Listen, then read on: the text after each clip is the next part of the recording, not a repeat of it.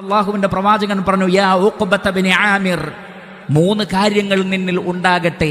അതിൽ ഒന്ന് സിൽ മൻ ഖതഅക്, നിന്നോട് ബന്ധം മുറിച്ചവരോടും നീ ബന്ധം സ്ഥാപിക്കണം. വഅഅതി മൻ മനഅക്, നിനക്ക് തരാതിരുന്നവർക്കും നീ നൽകണം. നിനക്ക് തടഞ്ഞു വെച്ചവർക്കും നീ അങ്ങോട്ട് കൊടുക്കണം. ഇങ്ങോട്ട് തന്നില്ല എന്നതുകൊണ്ട് അങ്ങോട്ട് കൊടുക്കാതിരിക്കരുത്. ഇങ്ങോട്ട് മുറിച്ചു എന്നതുകൊണ്ട് അങ്ങോട്ട് മുറിക്കരുത്.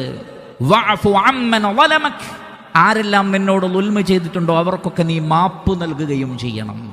മസാദല്ലാഹു അബ്ദൻ ബിഅഫ്വിൻ ഇല്ലാ ഇസ്സ, മാപ്പ് നൽകുന്ന സ്വഭാവം കൊണ്ട് ഒരാൾ താഴ്ന്നു പോവുകയല്ല ചെയ്യുന്നത്, അവന് ഇസ്സത്ത് വർദ്ധിക്കുമെന്ന് റസൂലുള്ളാഹി സ്വല്ലല്ലാഹു അലൈഹി വസല്ലം. ഈ ലോകത്തും പരലോകത്തും നമ്മുടെ ഇസ്സത്ത് മാപ്പ് നൽകുന്നതിലാണ്, വിട്ടുവീഴ്ച കാണിക്കുന്നതിലാണ്, കോപത്തെ അടക്കി വെക്കുന്നതിലാണ്. അതിലൂടെ അള്ളാഹു വലിയ ദറജ നമുക്ക് നൽകും, സ്വർഗം നൽകും. അവന്റെ കോപത്തിൽ നിന്നും നരകാഗ്നിയിൽ നിന്നും അവൻ നമ്മെ കാത്തുരക്ഷിക്കുകയും ചെയ്യും.